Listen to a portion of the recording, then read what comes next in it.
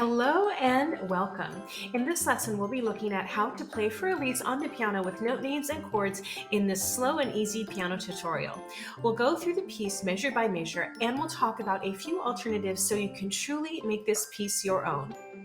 Don't forget to snag your free 100-day practice challenge. And don't forget to like, subscribe, and hit the notification bell so you won't miss a lesson.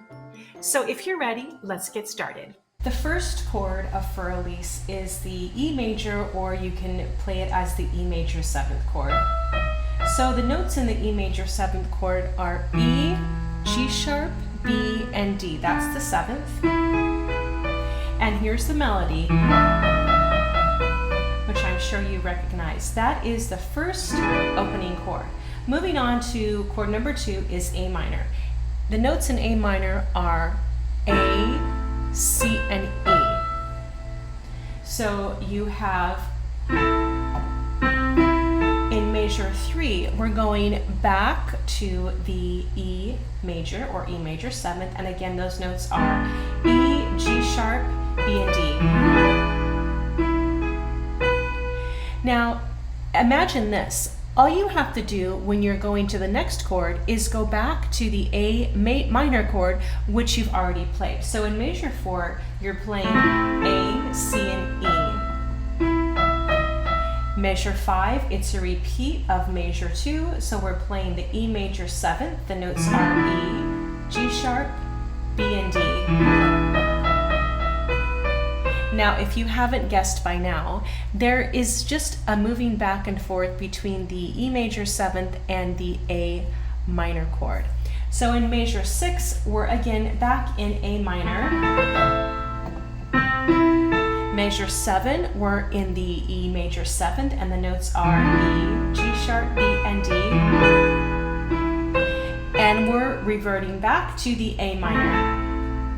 Now, between measures 1 and measure 8, all we have done is we've basically shifted between the E major 7th chord, so E, G sharp, B, and D, and the A minor chord, which is A, C, and E. So if you can memorize these two chords, E major 7th and A major 7th, and then all you have to do is just add the melody on top.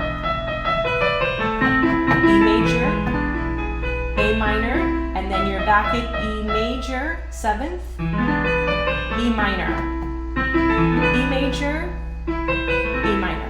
Now this is where things change. This is the first time that we're going to hear the C major chord.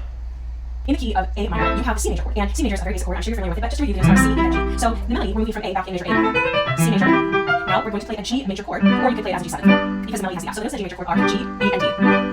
Now we're going back to that very familiar A minor chord, so A, C, and E, and guess what? We're back to our pattern again, fluctuating between A minor, and if you said E major 7th, you are correct. So E, G sharp, B, and D. Measure 13 is just a repeat of the beginning. So the E major 7th chord, E, G sharp, B, and D, to A minor, so A, C, and E, that's the chord, fill in the melody, E major, E, G sharp, B, and D, fill in the melody. Now if you've guessed it, we're going to go back to the A minor chord again. Yes, again, I know it's repetitive, but actually it just makes it easier for you to learn. So A minor, the notes are A, C, and E major or E major 7th, E, G sharp, B, and D. And finally, to finish out the piece, all you need to do now is just move from the A minor chord to the E major or E major 7th, whichever one, E, G sharp, B, and D. And finally, to end the piece, we're going to end it on A minor.